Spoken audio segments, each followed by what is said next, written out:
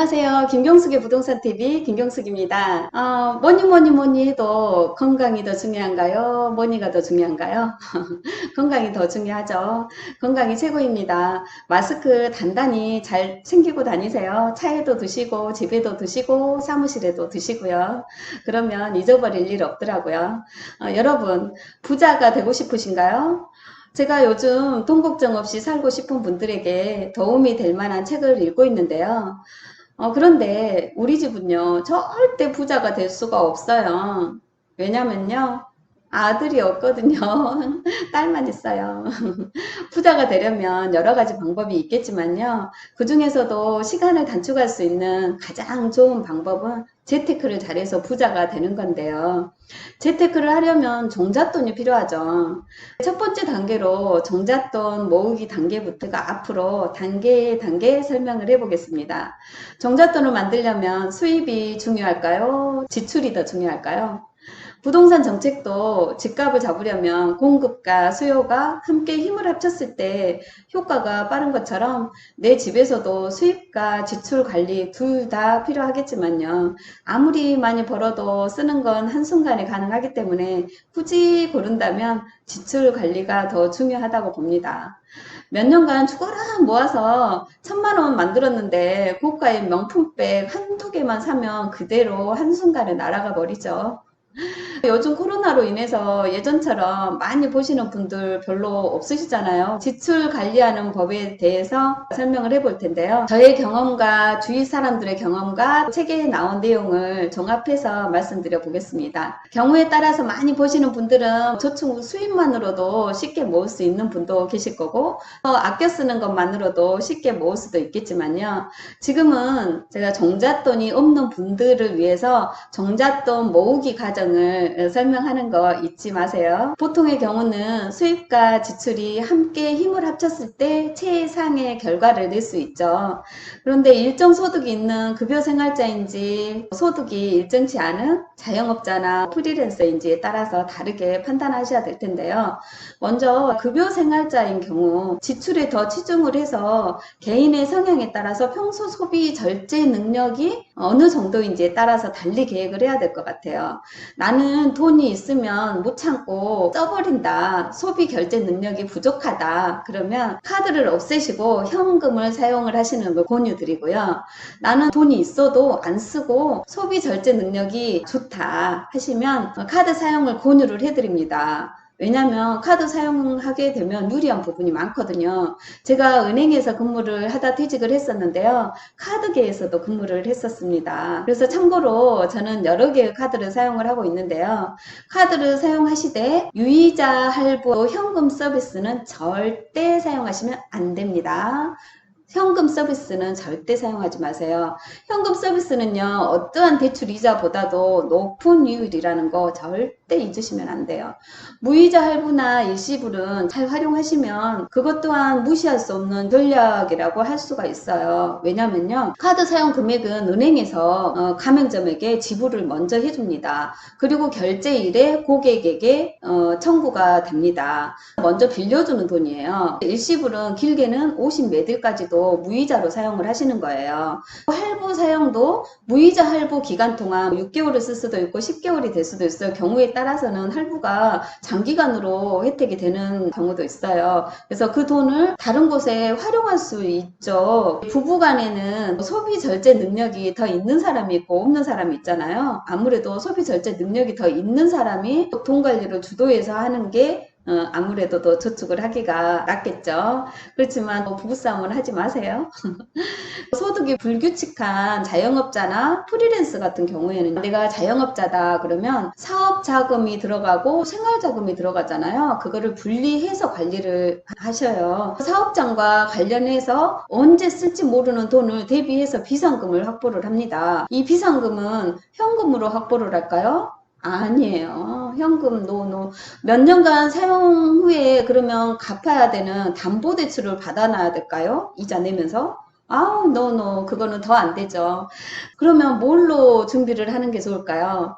하루하루 계산되는 일 단위로 계산이 되는 신용대출이 있습니다. 마이너스 통장이라고. 물론 신용에 따라서 직업에 따라서 한도가 달라집니다. 대부분 직업이 있으시면 나옵니다. 이게 이율이 조금 더 높을 수는 있어요. 주택담보대출이나 이런 거보다는. 그렇지만 이거는 비상 자금으로 준비하는 돈이기 때문에 돈이 생기면 바로 또 갚을 수 있고 할 수가 있으니까 사용하는 요일만큼만 계산을 합니다.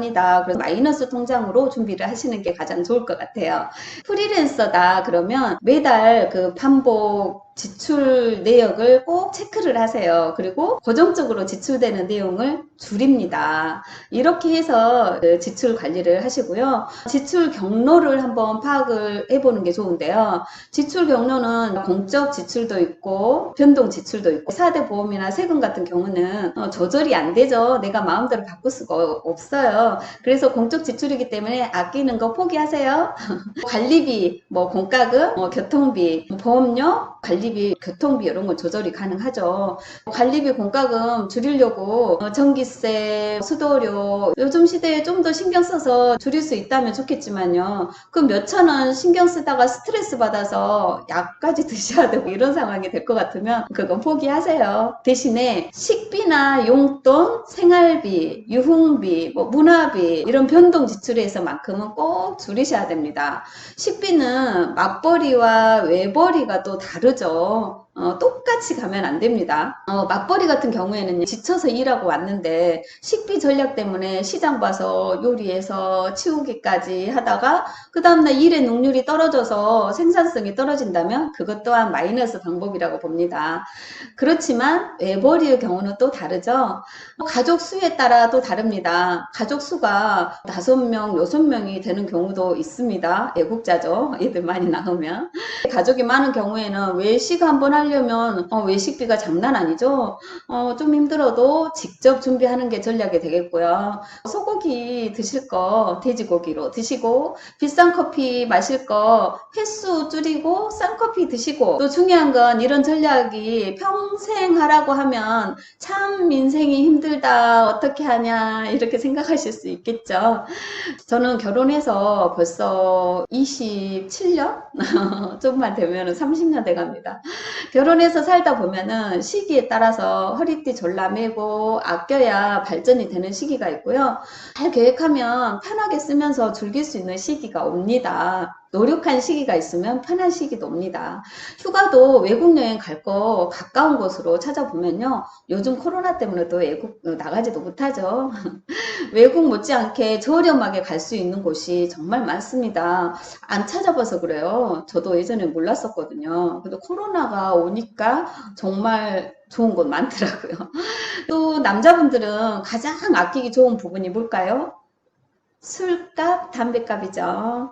이거 말하면 듣기 싫으실 거예요. 남자분들은. 그렇지만 건강도 좋아지고 돈도 아끼고 가정에도 이쁨 받고 일석삼조입니다.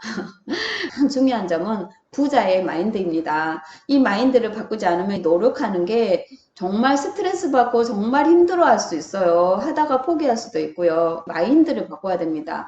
제가 말씀드렸던 노력들을 너무너무너무 스트레스 받아 하면 부자 되기 힘듭니다.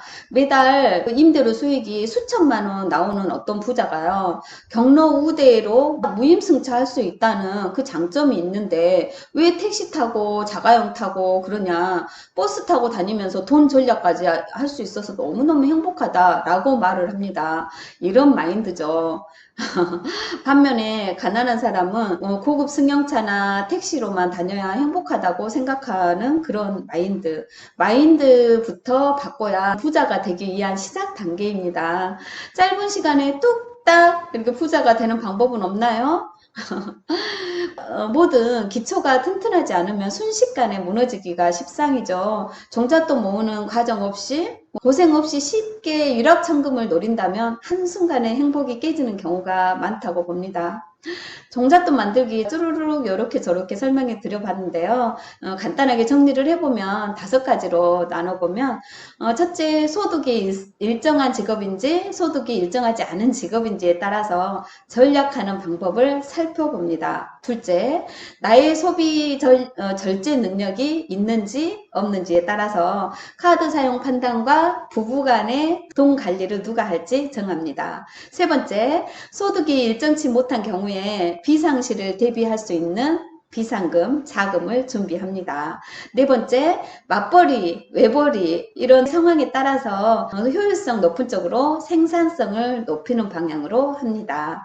다섯 번째, 전략 습관을 긍정 마인드로 바꿉니다. 가장 중요한 부분입니다. 다섯 번째가. 이렇게 정리를 해봤는데요. 다음 시간에는 종잣돈 만들기 2단계로 찾아뵐 테니까요. 구독, 좋아요 눌러주시고요. 또 뵙겠습니다. 감사합니다.